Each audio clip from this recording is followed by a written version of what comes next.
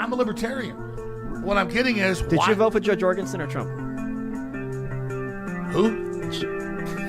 Joe Jorgensen. That was the perfect answer. Thank you. And welcome everybody to the Libertarian Podcast Review. I'm your host, Tyler Yonke, and I welcome all of you in here. You know, what do? We review podcasts. We talk to podcast hosts. Yours truly will actually be a guest on another show or two.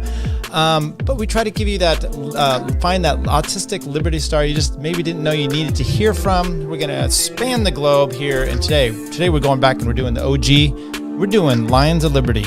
We're doing a little breakdown of that. But before that, I thought I just wanted to say, hey, thanks for everybody, the new listeners and those that came on board after we did the Tower Gang, Slurp Gang, and based Drew Hancock. Got a lot of good feedback from that. And I really enjoyed doing that episode too. It's a lot of fun. So if this is your first one, check that one. It's just the previous one.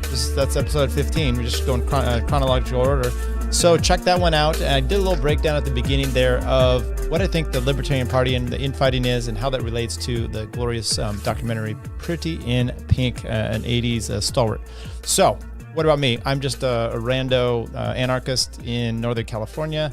I'm a family law attorney, do other kind of attorney work as well. Libertarian, I like to review podcasts. I listen to them regularly. And what are people saying about the show? Well, let's break into that and see. Just recently, we had this little nugget from Tower Gang. Libertarian Podcast Review, who did a review on us. It was a great, he did a great podcast. Yes. He broke down our podcast. He broke down Drew Hancock and he broke down Slurp Gang. It was really good. Go listen to it. Yeah. Said who ended up on a date with Stu. Oh, no, you're right. No, he did. But he had you on. He had a whole episode on you. Yeah, he did he did you the whole episode. I know. I just wanted to thank him. Those guys are funny. Okay, let's do one more here. Libertarian Podcast Review for becoming an actual channel member. I appreciate you too, man. That's Tyler Yonke from who does the podcast reviews. He's super cool. Go check his stuff out, man. He's really good guy. He'll be coming on the show in a couple weeks too. So, but yeah. Yeah, so a little bit of announcement there. I'm going to actually go on Josh's show. I really appreciate him reaching out to me. I'm really looking forward to that. I think it's going to be a lot of fun. Get into a bunch. I don't know what we're going to talk about, but it will be a good time. Just a thought there. That's going to be November 13. He's going to have Hudak on the 10th. So you're following me up after. I don't know. It could be detrimental. We'll see what happens from there. The Tower Gang guys, though. Toadarchist.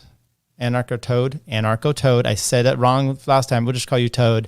Jose, I've had on the show. We did a kind of not really a breakdown of his show. Did a review, but I love Jose and Fat Dave Smith, and then of course the Liberty Lockdown dude himself, Clinch. Big fan of his, and maybe we'll talk more about him later. Okay, let's get right into it. Let's get into what are we going to talk about? We're going to talk about Lions of Liberty. That's my Marc Clair impersonation. Hear me roar. So Lions of Liberty, you look back on their website, and we'll go over that a little bit, that they've been doing posting, mostly a blog post to begin with back in 2013. They have Marc Clair, they have Brian McWilliams, and they have Joh Odermatt. Those are kind of the three, and they have their three different shows, and we'll go through a little bit of it. And sorry to say, I do listen to Marc Clair most of those, but I do listen to those other guys as well. No disrespect to John or Brian. Love your stuff as well. It's just Marc Clair is the OG, as I keep saying. I don't know why I'm going to keep saying that. However, so we have Wednesdays, they have Electric Liberty Land with Brian McWilliams, wide-ranging rant about current issues. Thursday is Finding Freedom with Joh Odermatt, mostly about legal and prison issues, and we'll actually do a little update here or a clip, and they'll talk about that as well. And then the Monday is the Flagship, Lions of Liberty.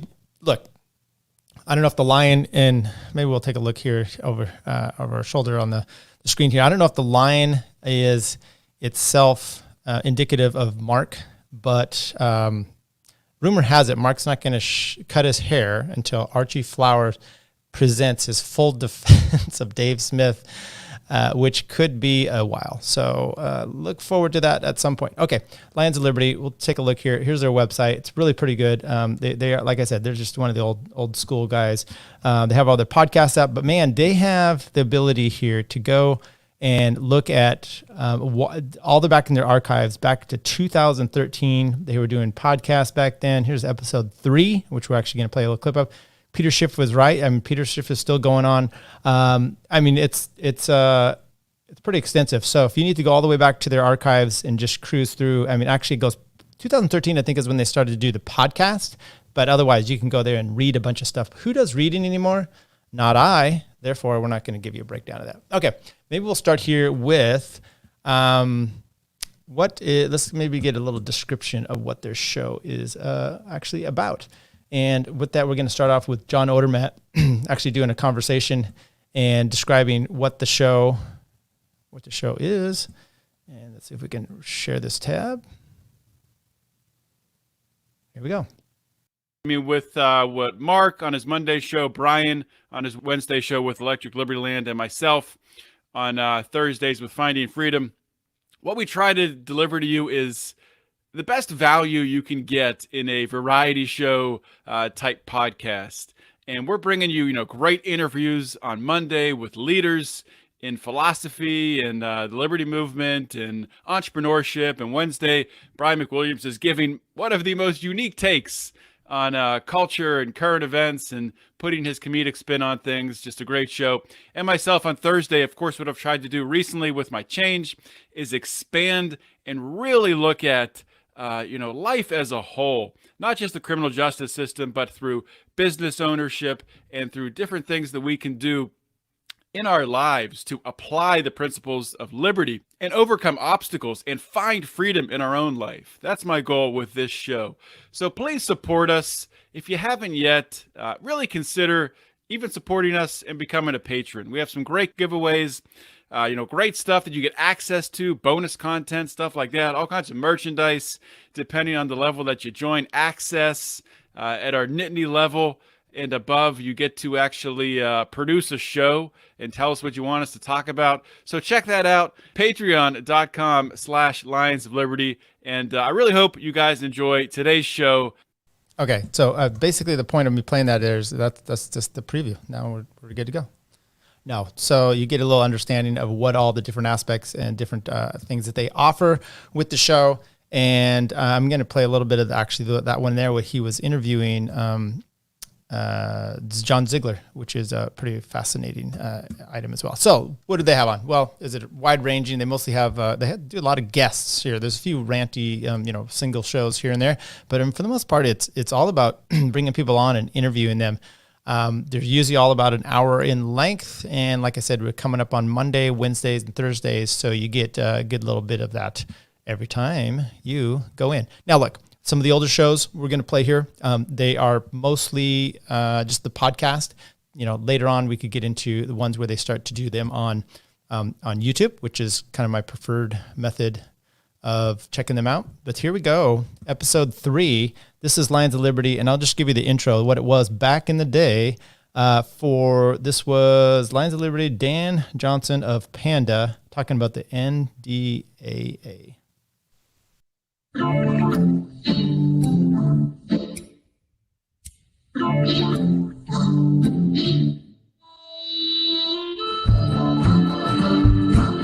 Welcome to the Lions of Liberty podcast. Here is your host, your guide, your shining beacon of liberty, Marc Clair. All right, and welcome back once again to a bonus edition of the Lions of Liberty podcast. I am, as always, your host, your guide, your shining beacon of liberty, Marc Clair. Now, I know I just put an episode out yesterday, but hey, I have someone on today that has some breaking news, and I figured, hey, it's a good chance to have him on to discuss his organization, discuss what he's doing, give out his news. Without further ado, I'd like to bring in my guest. He is the founder and national director of Panda, Dan Johnson. Welcome to the Lions of Liberty podcast. Thanks for having me on.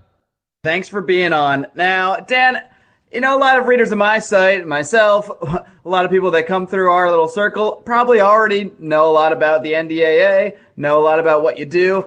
But for those people that might just be stumbling upon this issue for the first time, can you give us the speech you've given, the spiel you've given probably 1,000,000 times at this point? Tell us, what is the NDAA? What are you referring to? What is Panda? And why should we care?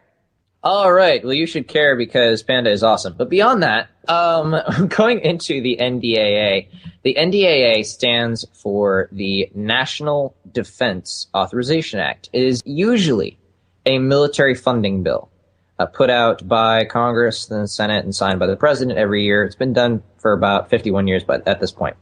However, over time, it became a really rather large bill and a perfect haystack to start throwing needles into. We're not going to go any further. So part of this is I'm not just going to play interviews and critique. I'm going to critique a few little things we have going here. For the most part, give you an idea. This is what it was like way back. And the whole archive is there, so you can still go back and hear Mark. I don't know if he had the long hair back then. I'm assuming so. I just couldn't imagine him any other way. And so as an example, this NDAA is still relevant today due to the fact that we still have issues with that as well. But I just thought I'd throw a little, look, a bunch of guys are out there, people starting podcasts, and it's easy. They throw it up on Zoom.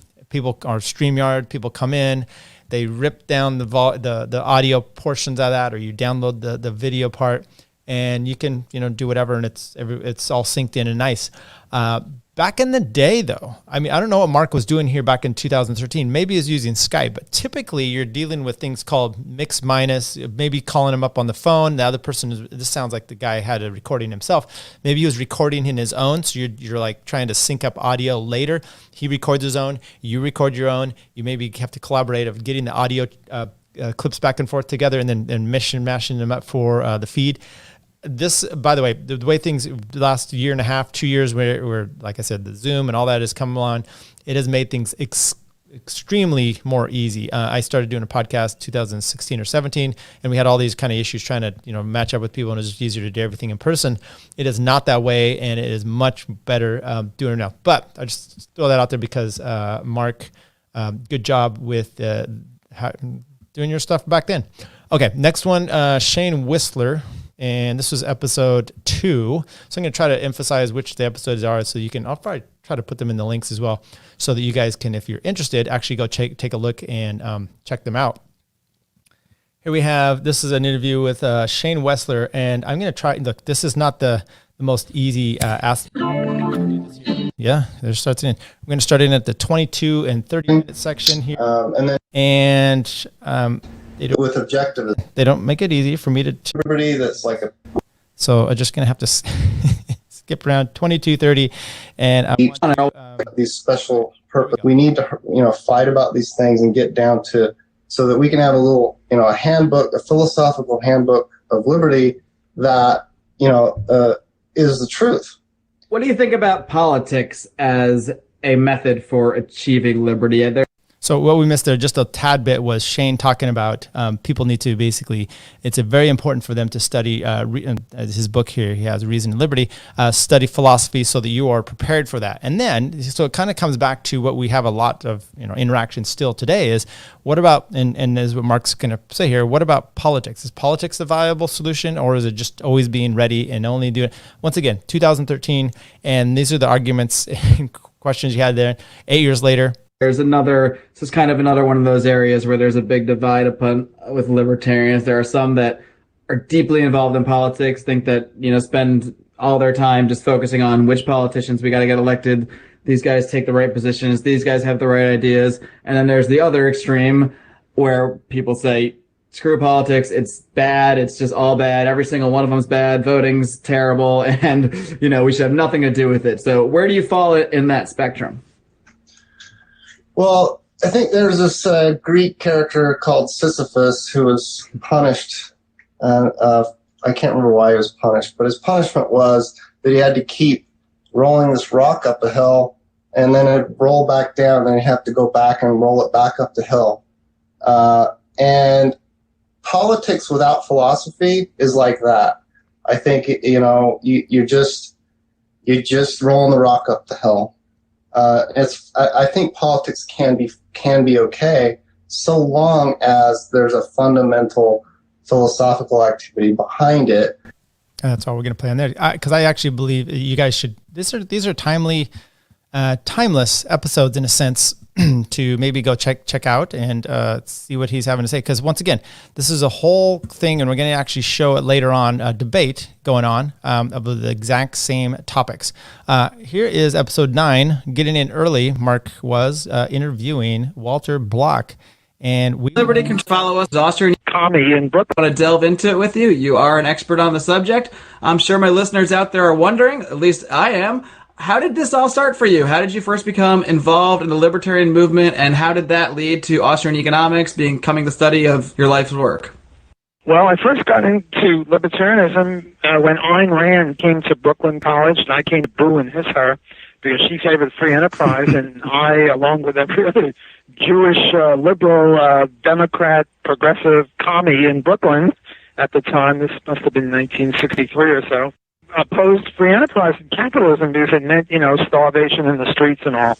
And after her lecture, I hadn't got enough booing and hissing at her, and they announced, the Ayn Rand study group or whoever had invited her there, said that they were having a lunch in her honor, and anyone could come, even if you disagreed. So I came. I wanted to get her moored and show her that she was wrong.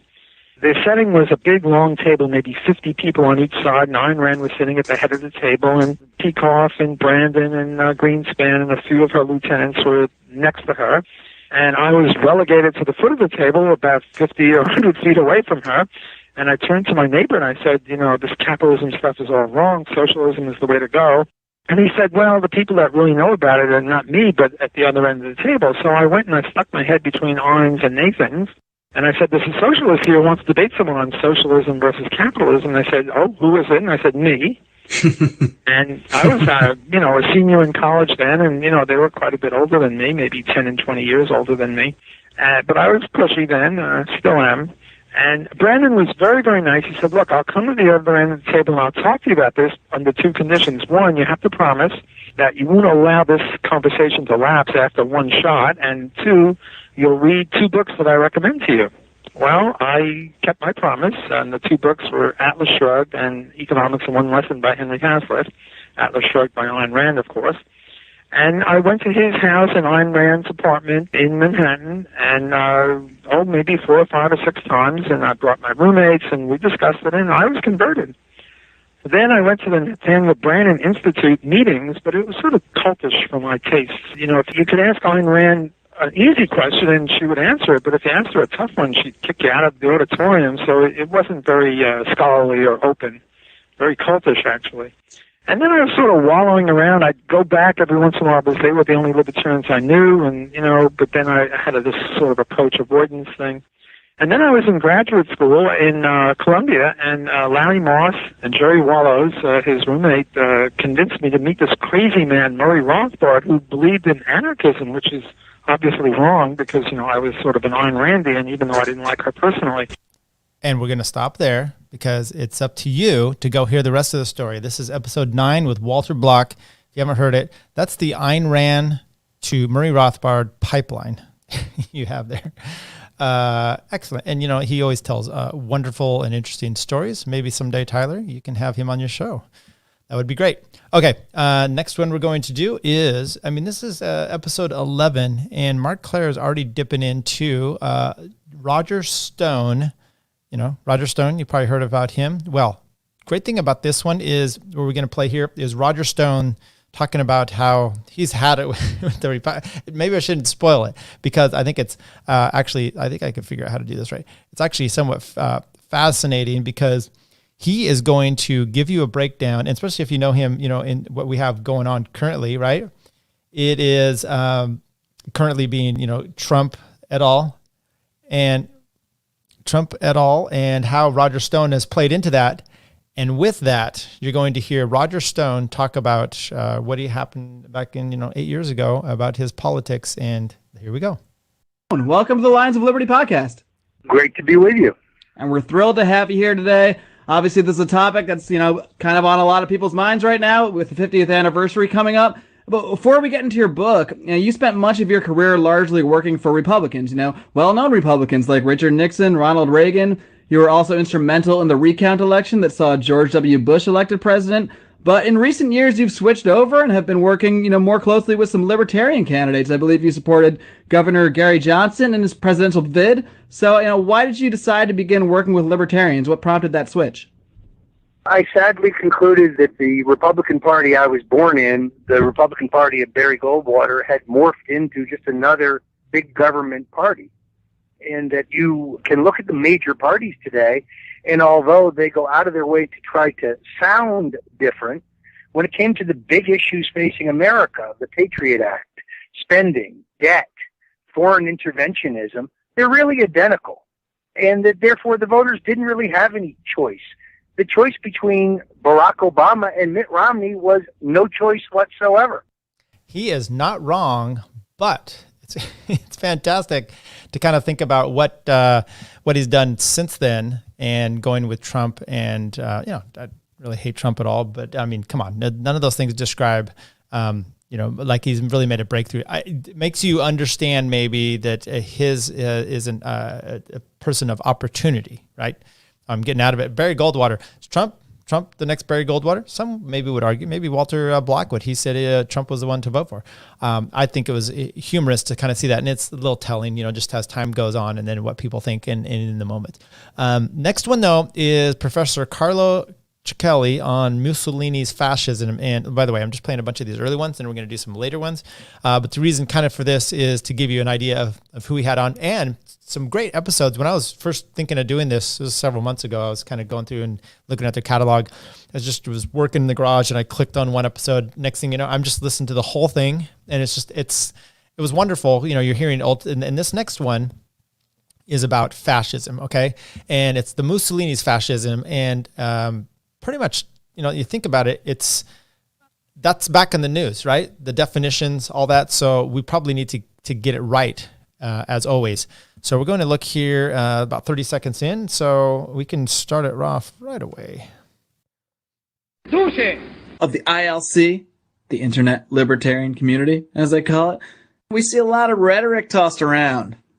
Words like statist, tyranny, liberty. When we toss around words, it's important to convey exactly what those words mean. Otherwise, they're useless and even counterproductive. You could be sending the wrong message. If someone thinks what you mean when you say liberty means tyranny to them, well, we got a problem. And one word we hear a lot tossed around is fascism. You fascist pig! We hear this stuff all the time. But what does fascism really mean? Where does the word come from? It was first made popular by a character you may have heard of, the famous Italian dictator named Benito Mussolini.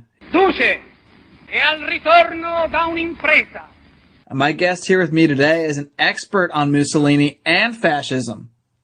He is a professor of Italian at Bowling Green State University. He is the author of 7 books, primarily focusing on the historical, economic, and social factors influencing Italian culture. And he is here with me today to discuss his latest book, Economic Fascism, Primary Sources on Mussolini's Crony Capitalism. Professor Carlo Cicchelli, welcome to the Lions of Liberty podcast. Very happy to be here. And we're excited to have you on today to discuss this figure, Benito Mussolini, someone associated with this word fascism that we hear tossed around all the time. And I'm not going to stop it there. Once again, I want you to go listen to it, but just kind of give you an idea, too, of the guests that they have on, and then Marc Clair's wonderful intro. And look, he had the skills back then. He still has them now. He's been doing great. By the way, John, Brian, I think we're going to maybe get to an episode or 2 of yours, but I wanted to bring up one more because this one should chill you to the bone. If you ever, Bitcoin, you ever thought of being involved in Bitcoin, and then you look back and you're like, oh, I knew about that way back when, right? I could have been a billionaire. Yes, you could have. So listen to this one back 8 years ago. And do you want to feel stupid and poor? Then you're going to listen here about 4 minutes into this one because he's going to talk about pricing, and we are going to make you feel bad. So let's go right away. This is Lions of Liberty podcast, episode 19, Trace Mayer, all about Bitcoin. Here we go. I could just see there was tremendous potential with this new protocol because it's really just an internet protocol. And that's how I kind of fell down the rabbit hole. What was the price of Bitcoin when you first bought it? Well, I don't really talk too much about that, but when I first started publicly recommending it, was about 75 cents, between a nickel and 75 cents on the exchanges. And of course, I had to get comfortable with it before then. Right. And for people out there that aren't following this day to day, like you might be, what is Bitcoin currently priced at right now? I think it's around $1,000 right now, anywhere between about 800 and 1,000. So, I mean, I can't handle anymore because it went over 50,000 back again today.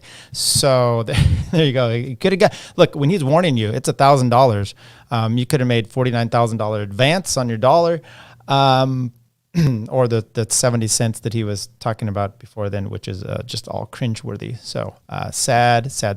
Okay, let's get into some of the newer stuff. I'm going to play episode 279 here. This is with Joh Odermatt, interviewing John Ziegler. Now, if you don't know who John Ziegler is, I actually want to do a podcast review. He just came out with a podcast called With the Benefit of Hindsight. It's all about, he's done great work with Jerry Sandusky and that whole thing over at University of Penn. And is it Penn State? Yeah, Penn State. And this is his interview with them. And let me just tell you, it's a slog to get through as far as John's actual podcast. He'll do 3-4 hour episodes sometimes. And I think he did like 15 episodes, pretty intense. And the guy just rattles things off the head. So, but we're going to play a few little sound bites here from this interview, so you can get a little bit of understanding. This is Ziegler and his best. Why is he best for these kind of investigations? I might have had a chance to at least fix part of it, and I blew it for many reasons. And so it's not about Ziegler being, some amazing guy. I was almost literally built for this situation, John. I mean, most of this already, but let's go through this. I mean, I grew up in Pennsylvania, but I'm not a Penn State guy. Mm-hmm. That's key right there. So I have an understanding of the culture and the history, but I'm not emotionally invested. I was actually a Notre Dame fan growing up. I used to root against Penn State all the time. The only Penn State game I ever went to was a Temple game at Veterans Stadium. I was rooting for Temple. But I respected Paterno, and I understood the culture there. Mm-hmm. I've coached high school football in 2 different states. I've covered college and pro football for television and radio, so I know the culture there. I grew up in a Catholic environment, not just as someone who grew up Catholic, but I went to Catholic grade school, high school, and college. The Catholic thing is huge, not just because the Paternos happen to be Catholic, but because so much of this is seen through the prism of the Catholic Church pedophilia scandal or femophilia scandal. And to fully understand that is to understand so many different elements of how things went wrong here. Because in my opinion, most people, when this story breaks in 2011, especially in Pennsylvania, where the church scandal was huge, and especially in the media, they're looking at this and going, oh, we've already seen this movie. Check that out. And we're going to play one more clip here of John Ziegler on with John Ziegler with Joh Odermatt, the paternal scandal, Sandusky, and whatnot. And here we go. Goes back to Joe Paterno. If Joe Paterno is not a household name with the image that he had and was on the last legs of his career, if all those things aren't in place, none of this happens. If Joe Paterno had retired the year before, none of this happens because there's nothing to ignite the explosion. Mm-hmm. Nothing. And all I ask is that people look at this. This story is too important to let go before we know what the real truth is. And by the way, I might have, I might not have every I dotted and T crossed. The story is incredibly complex. I'm sure there are things that even I don't know, or that maybe I don't have correct, but I know that in the big picture, I'm right. I know this did not happen. And lots of people are now starting to agree with me, including people involved in the story. We've got an interview with Gary Schultz, one of the 3 administrators accused of a cover-up in this case, saying Jerry Sandusky is innocent. Mm-hmm. We've got interviews with 2 members of the Penn State Board of Trustees, prominent members, titans of industry, guys with great reputations, things to lose. Al Lord, Bob Capretto, saying that they believe Jerry Sandusky is innocent. Kevin Horn, the former editor of Onward State, just came out yesterday and said Jerry Sandusky is innocent. And there are a lot of other people, John, behind the scenes who are in the same boat, who just don't have the courage. Look, if you are shocked and dismayed by that commentary of that Jerry Sandusky didn't do it, I would just watch Joh Odermatt's interview with him. He breaks down some things pretty good, but then, geez, you'd have to go back and listen. I was fascinated, and we're kind of in the libertarian movement, not believing a lot that the press will put out. This is, for episode 1 is called The Perfect Storm, and he breaks all this down, and it's fascinating. 2 quick aspects about Sandusky that people may not know. Basically had no balls, no real testosterone. They said 0 testosterone for his medical records for the last multiple years. Okay. But he was raping 30-some boys. He had a insatiable appetite for boy sex. The other one was that when they confiscated his computer and ransacked his home, 0 porn of any sort found. That is not typically what you would find for a pedophile. So how'd they get him? That is for you to watch and find out. Okay, let's get into some of this other stuff here. I actually wanted to play, I think I missed it on getting my stuff up here. Let's do Brian McWilliams talking to Reed Coverdale and the boys. Hang on. Sorry. Some of the sharing screen options here are a little suspect for the way we have to do this. So that's rewriting the definition for Orwellian with Reed Coverdale, Liberty Lockdown. And this is on, let's see what we get here. It's not the one I wanted. We are going to delete that. Try one more here. This is No Roaring on the Lions of Liberty podcast. And let's see if we can find this one. I was so drunk and I was trying to be playful about it, but I listened back. I was like, I just sound drunk and mean. I could sense that it came from a good place, even though in the moment it just sounded very spiteful. But regardless, you guys are in my theme song. It was an honor to be on. It's an honor to be on again. Thank you so much. Hear me roar, baby. Oh, yeah. Fuck you. No roaring on my show. I don't do that dumb crap. That's Mark's bit. No roaring here. That's why I'm Reed, here. what about you? What were your thoughts after that epic? I don't even know what you'd call it. Yeah, just like Clint, I was just kind of invited into that case race, and at the last minute wasn't expecting it at all. And then suddenly I was on Lions of Liberty, so I was just kind of taking life as it came, quarter mile at a time. So it was exciting. I loved it. Well, welcome back. Obviously, I enjoyed both of you enough. And I enjoy what you're doing enough to have you back on, and I look forward to an awesome conversation. By the way, real quick before we get into it too, one funny thing is I saw Clint because I went to the California caucus or Mises caucus event. Right, I didn't go to the convention. I know Clint did, but accidentally. What's funny is accidentally. Yeah, exactly. I've texted because Thaddeus Russell's talking. He mentioned Clint's going to be there, and so I'm like, oh shit, okay, let me shoot Clint a text message. Hey, where you at? Come on over here, and he does. So I start drinking with Thaddeus and Hotep Jesus, and I just get shit-faced. It takes a long time. But after I'm done, I'm like, all right, Clint, let's go. Let's go drinking, buddy. Let's go out and hit the bars. And he messages me that he's already gone. And not only gone, but you're staying at a hotel outside of Visalia, which is in the middle of fucking nowhere. It's next to nothing. It's in the middle of nowhere. And you're staying 30 minutes outside Visalia? All right, so we can all be disappointed in Clint for that. But with that said, one more item here. This is what are you doing right? A little thing here from the same episode. And Brian McWilliams asking both the gentleman we just spoke with. Getting into it, though. So, both of you guys have had a lot of success coming up. Your show's really blown up. You're getting very well known. I want to hear a little bit about what do you think you're doing right? Because a lot of people within the movement now, and also I want to hear two-pronged question. What do you think you're doing right and different? And are you mostly getting people listening to your show that are already in the bubble, right? The Liberty bubble? Or do you think you're breaking through and reaching people, as we all are striving to do, outside of our Liberty world? And I'll hit up Reed first. Yeah, so what I think I'm doing right was unity was an extremely easy topic to capitalize on and monopolize on because nobody else was really pushing it. So, it's the typical libertarian thing. I'm a real libertarian. No, you're not. I am. Everyone just fighting with each other. So trying to get everyone to see the bigger picture and who the real enemy is, that was kind of an easy message to push because no one else was. And I wasn't the first guy to say that by any means.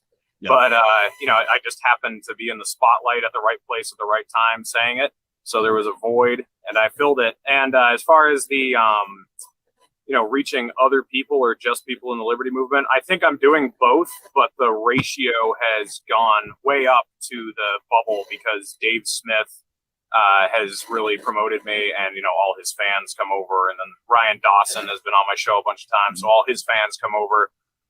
So it's definitely not as balanced as it used to be, but definitely still getting people outside the bubble. I get messages every day about people who are joining the Libertarian Party because of me, at least in part, or they mentioned me. So yeah, definitely both. But awesome, man. What about you, Clint? What are you doing different, man? What do you think the key is to reaching the people and expanding the movement?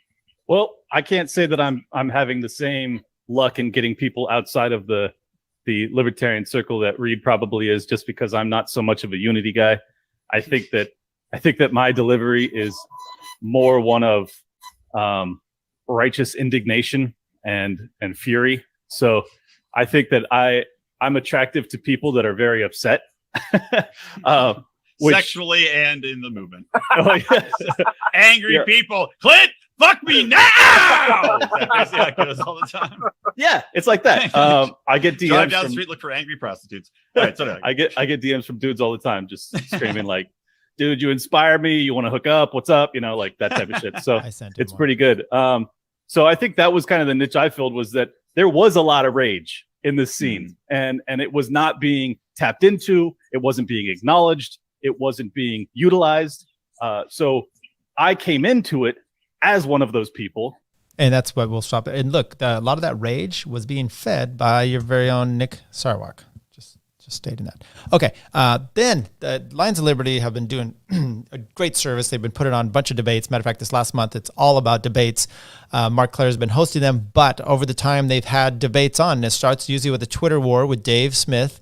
And then he ends up going on Lions of Liberty. And I think the first one, I think it was 476 here, Dave Smith. He debates Cato's Andy Craig. And the premise, I can't even believe Dave would ingratiate himself to go on to debate this. But I think he was more like to doing it to shame these people. The topic is Dave Smith alt-right? I mean, the fact that that's what they're debating is almost laughable. Actually, it is. But I'm going to give Andy Craig here a little pop and let him give a chance to describe exactly what he means by alt-right. And I'm not even going to play Dave's response. I think if you haven't seen this, you should go check it out. And this summarizes the stupidity, and we'll start with just this. Let's do it. All righty. Now, guys, I think the biggest overall disagreements probably between you guys overall is probably the pragmatist approach to selling the ideas of liberty. And that's where we'll try to focus, I think, a lot of this conversation. But before we get into that, you both did agree before the show that the first thing we would address is Andy's accusation that he made on Twitter towards Dave that Dave is, quote, alt-right. So I don't want to waste too much time getting into that first. So, Andy, why don't you just go right into why you believe Dave is alt-right or represents the alt-right movement in some way. And I think along the way there, it'll help everybody if you kind of just define what you mean by alt-right. So we're at least trying to not talk past each other from the beginning. Sure. I mean, the short version of it is that I would say somebody is more alt-right than libertarian if they... I'm sorry to break in here, but even just to start out here, it's Dave Smith is alt-right. So he starts with, well, you may be more alt-right than libertarian if, no, you call them alt-right, and now you're saying it's elsewhere. So let's keep going. And by the way, I think this episode, Lions of Liberty, if you were on their Patreon, they probably had the video portion of that, even though this was just posted up here. So if you're on their Patreon, you get early start shows. And it sucks because they'll say, like this one, they said, hey, debates Andy Craig on is Dave Smith and alt-right. Everyone wants to see this. And we'll release it next week for everybody. But if you want to see it now, go to Patreon, and then everyone joins up. So good for them. Would categorize Stefan Molyneux as great. I think Gary Johnson is awful. And that's, just picking on two examples. By the way, sorry to interrupt you. Remember Nick Sarwark said he would vote for Hitler. But I think they're pretty representative of the opposite approaches we have to these things. Now, when it comes to the definition of alt-right, that's something that I think there is a fair amount of nuance and discussion to be had about. As these things go, these things get defined down over time as the people who wear these labels wear them out, and destroy them and eventually disavow them. If you go back to 2015, 2016 or so, alt-right was a term used openly by Steve Bannon to describe Breitbart, and meant kind of broadly the anti-establishment, populist wing of conservatism. And it's come to be associated more narrowly with racism and bigotry and Richard Spencer rather, and all that sort of stuff. What I mean by the term is illiberal populism on the far right. I've not called Dave a racist, and that's not the proposition I'm here to defend. I think there's a lot of bad ideas about race and gender and bigotry that are tied up in a lot of that, and that a lot of are tied up in the paleo strategy that Dave embraces and advocates. But when I say alt-right, that's my definition I'm working with, is illiberal populism on the far right. So I just, before I get to let Dave. All right, we're going to stop there. I was just trying to, as we were doing this, trying to look at, is Andy Craig, is he an attorney? I mean, be more succinct, have a definition, follow it through, use the word, and I'm going to do this later on when we talk about Matt Erickson. Make a statement, use the word because, and then follow it up to finish that off. That's a good way. If you want to just be a real cheap lawyer, do that. Make a statement, use the word because, and then fill it in with some evidence. And that will help you. That did not help at all. Just illiberal populism on the right. Illiberal. That's what he's saying. His own Cato is platforming that Ilya Salman, the guy that says that's for mandated vaccines. What's more illiberal and populist than that? Okay, that was. As a matter of fact, it raged me just listening to that again because it's such nonsense to even go and debate that topic.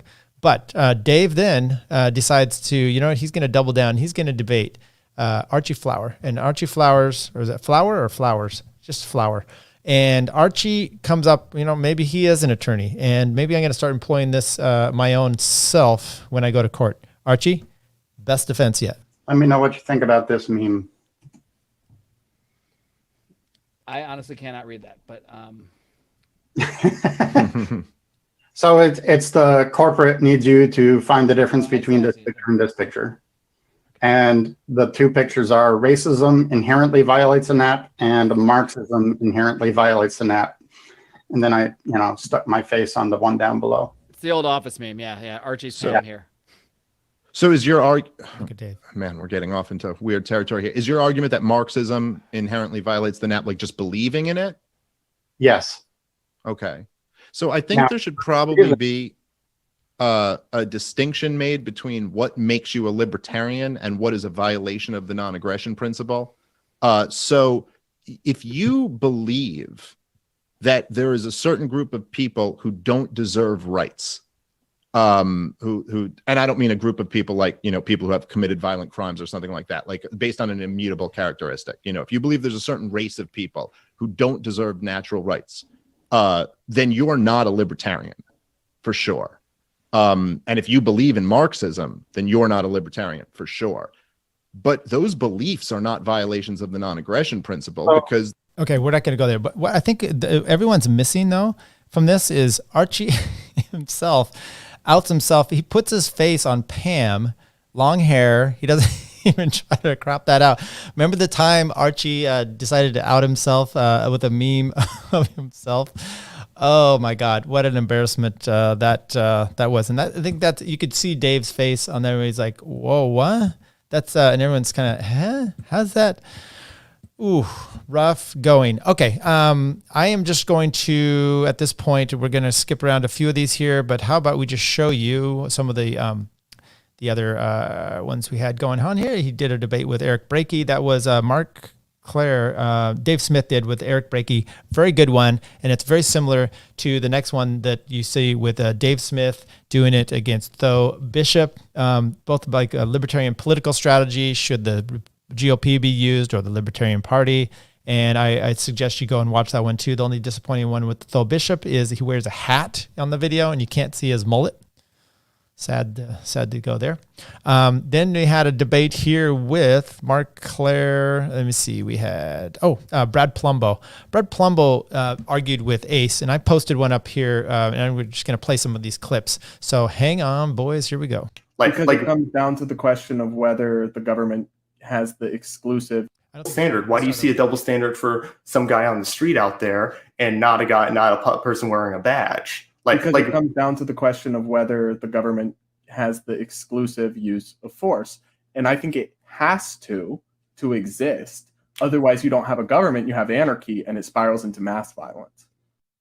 What was interesting about that interview, I played that clip there because Brad continued to use anarchy as chaos rather than the actual definition of it, which, an Ace is, I'm an anarchist and we're not believe in chaos, but that he continually went down there, and it was very tiring to hear because it's a little bit of a straw man. You argue from that point of view, and it's always continually your definition, which you're changing to what it really is. And, once again, I don't know, Brad, I'm always asking, use the word because. Why is it going to degrade into chaos? You're not, you're making a declarative statement.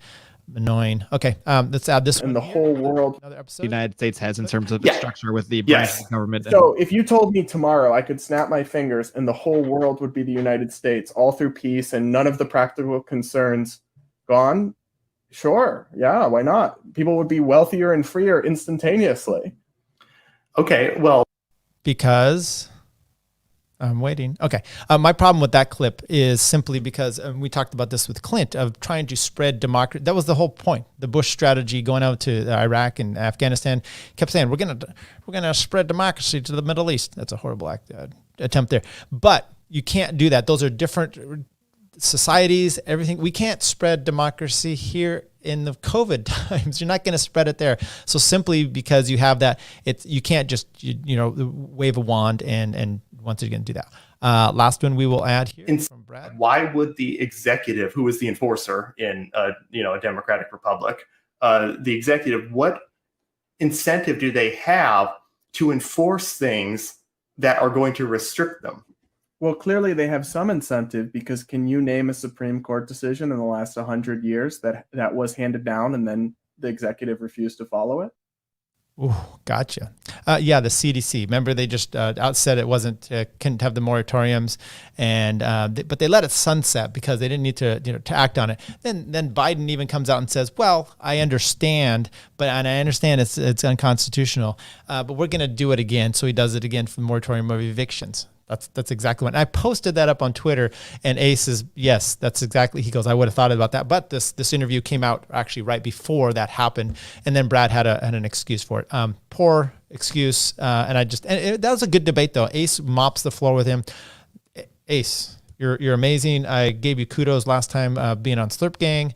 Well done, and well-deserving win there as well. And, good for Brad. It was actually, what was interesting and fun about that debate was the fact that it was good-spirited, and it was it was a good faith debate. I give Brad a lot of compliments for doing that and actually having some good arguments himself. But it's interesting when you are so set in your Ace being logical and consistent. It's very much more difficult to have to get caught up, and you have to really, and then I can spoil all my comments here at some point later, but I think the nice thing about anarchy, if you just the NAP and property rights, it's the simplicity. You can have all kinds of really complicated situations, and you just keep narrowing them back to property rights and the NAP, and how does that dictate going forward, and fairness, basically equality and not equity, and you can have justice in a sense that way. Not always justice, but you can at least have a little bit more continuity. Whereas when you start to have all these exceptions for this and this, you have to start making it, and then it's a feelings type of thing, and maybe not so great. Okay, Angela McCarta goes on and has a debate with Matt Erickson, but it said, do we need a second Ron Paul? This is all quite new. And how do you spread liberty per Matt? Just spread. So if you want to make the liberty message a popularity thing, if you want to try to get lots of people bought in, the way to do that isn't going through corporate media. It isn't going onto the platforms of the very people who have tagged you as domestic terrorists and expecting that your message is going to get to the intended ears as it's intended. That's lining up for the slaughter. That's putting yourself directly into Sauron's eye without the ring of power, without actually having the ability to defeat Sauron. Ultimately, the reason that I think that there shouldn't be another Ron Paul revolution, that we don't need another Ron Paul revolution, is because I think the Ron Paul revolution significantly underestimates the power and evil of the current regime. And attempting to sell a Ron Paul revolution through the political sphere is rearranging deck chairs on the Titanic. We don't need to reform the current system. We need to build the new one. We need to build the next system. This is the way the market functions. If you don't want people partaking in a specific industry, this is basic libertarian thought. You create the alternative. All right. So I don't necessarily disagree with Matt on that one. I do disagree with him quite often. And some of my disagreements with him is more along the lines of he just says he's a lot of word salad. Okay. There he did use the word because, and he followed it up with things. So I appreciate that. But he is really into, he and Vin kind of do that, or Cyprian or whatever it is.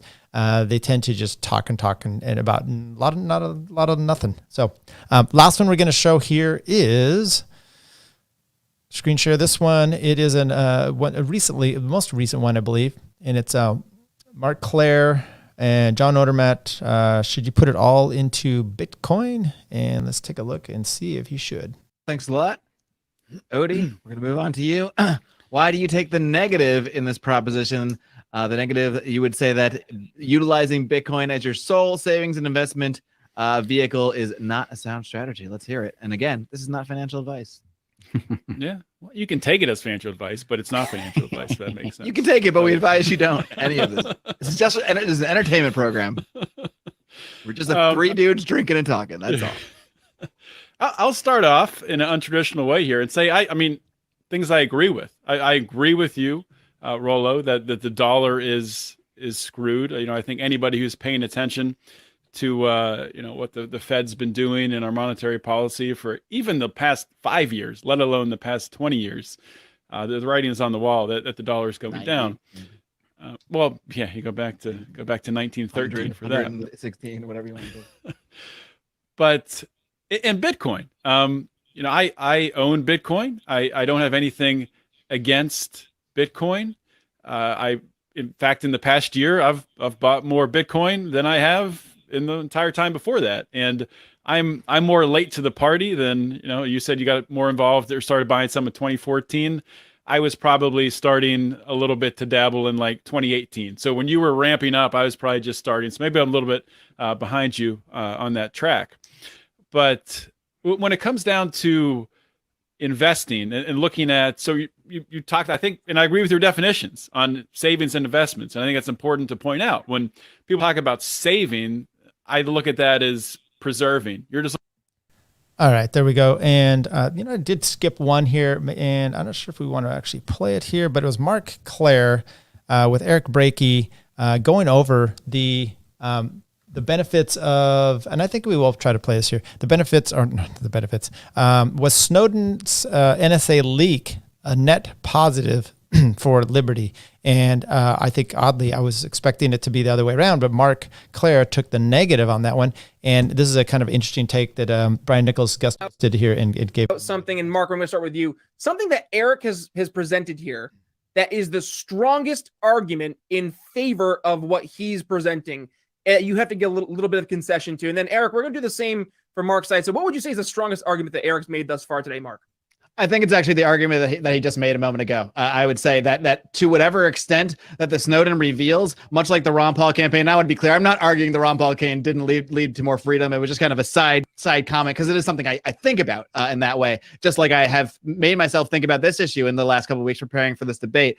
The idea that to whatever extent more people became aware of this issue than would have, because maybe they wouldn't have seen it if it wasn't blasted on CNN, or they wouldn't seen it if it wasn't a mainstream conversation. Even if there were an ulterior motive, even if there is more laws that are enshrining the spying and that sort of thing, to whatever extent that people became inspired and emboldened to get more into the privacy issue, to become entrepreneurs, to become tech nerds, to get into cryptocurrencies, to find all the ways that we can combat this, not just politically, but just in our own lives, by the way that you can protect individual people from spying, to make people more anonymous through cryptocurrency and the blockchain technology overall. To whatever extent people became more inspired, obviously Bitcoin and cryptocurrency was around before the Snowden reveal, so I think this trend was already there. So again, just like we're not looking at just what are the effects since then, what are the effects if they had not occurred. I think if the Snowden reveal specifically had not occurred, we would still be seeing that trend. But I would concede that to whatever extent people were inspired by this reveal and more people became aware of this stuff and more people became in their own lives interested in pursuing things that will make us more free, that will provide us more security, I think that is an excellent argument. So I think that is the best argument that Senator Brakey's made so far. And that you can get a little understanding of Marc Clair and his own ability to debate, which he does a great job of there. For most of this, he just kind of has the people coming on and he's either interviewing them or, like I said, he's kind of he's doing the debate. He's moderating the debate. So let's do a little quick overview of some of the categories I like to go over, and then we are done. And I appreciate everybody hanging on. If you're hanging on in this moment, thanks. The intro. They have a solid intro. As you heard, the music has been a little different over the years. And sometimes with a show like this, started off when it's just a pure audio podcast. It's not live stuff. It's real easier to just do a little production. You have a little music behind it and boom, boom, boom, you're good to go. With the live stuff, it's just a little bit different, but you watch those, especially the debates. Mark has an intro. He does just fine. Music, they have whatever. It's no Slurp Gang, but old and young alike can still like it. Production, very good production quality with them. I mean, sometimes is when you're having debates and multiple feeds coming on there, it could be some issues. They insert ads fine. Mark has been, I know they do them kind of up front. There's some inserting them in a little later. They're selling gear, Top Lobster stuff, advertisers and goods and wares and all that. Timeliness of the topics, pretty much always on point. But as I showed you, going back, they have some stuff that's this current and especially Odermatt and Brian McWilliams doing kind of the current day stuff. But you have the older ones, which are timeless in a sense, and good stuff on freedoms. Patreon, they have tiered groups. I mentioned that, and they talked about it where you get free stuff. You get, they did one. They have, what is the name of the movie? Maybe it'll come to me because I've seen it before, but they watched the movie and then they talked about it, and a listener got to kind of be the producer of that one. And it's the movie like the early 70s where as soon as you get over like 30 years old, you're killed. And it's a really stupid dystopian sci-fi movie, but they went over and talked about that. It was pretty cool. Outro, nothing good or bad there. Tangibles, look, they can interview. They all three nail it. They know how to take on guests and free flow with that. Their research is, they used to be part of the blog, but they obviously all know what they're doing. They are all ease at speaking. I don't see them necessarily using a script at all, and you can't really do that when you're interviewing hosts. I'm sure you first do it. You kind of have some topics you want to hit. That's fine, but for the most part, these guys all know what they're doing, and they're really good. Overall impression on the libertarian scale, Mark, I think, is more on the ANCAP side, but they're all from minarchist to anarchist, all freedom-loving. Really do enjoy all these guys. Is it shareable with normies? Most definitely. This is your OG, your old school, one of your first podcasts. It's definitely a way to get involved. And the overview of the multitude of types of shows that they put out is so vast that some people, and the frequency of them, people can pick and choose as they wish. So I really do enjoy that. And yes, it's definitely shareable with normies. How about conspiracy theory stuff? Only to the point that of what their guests probably have on. I mean, you just saw John Ziegler on there. I mean, you think that's conspiracy? Yeah, check out that podcast, and you may be in for some truth on that one for sure. Okay, with that, we are going to be all done with the show. But check out Lions of Liberty podcast. I'll put all the links in there. Once again, I'm going to be on the 13th. I'm going to have I'll be on Break the Cycle with Josh Smith. That's a live show, so check that out. Bring in your super chats. Really help him out. But we are going up against Tower Gang, which is always tough. But those guys are going to be on at 9:29 on my show, September 29th. We're bringing those on here. And I think we're going to try to do that as a live show. Don't have near enough followers to do super chats, but if you bring those on, we could always, always do your super chats. Not like I really care about that or give a shit about that at all. So is this a podcast you should have in your feed? Most definitely. Your YouTube one exactly as well. Possibly even in the Patreon. I think so. Definitely worth it with all the multitude of stuff and the overview that they bring into the game, the outreach to other podcasts and bringing hosts on. And that's what it is all about, this community. This community is growing so big. There's so many more podcasts. I don't know how I'm going to get to them all, but I'm going to try. This is episode 16. Only 16 in. Check out those ones we've done before, people. Episode 1, I just talk about myself because that's what I like to do, but it's kind of good breakdown of who I am and why you should even care about me, if at all. Episodes 2 and all that, we do some podcast reviews and we talk to some guests. So once again, thank you, everybody. Libertarian Podcast Review. Follow us on Twitter. Find us everywhere podcasts are found. Thank you.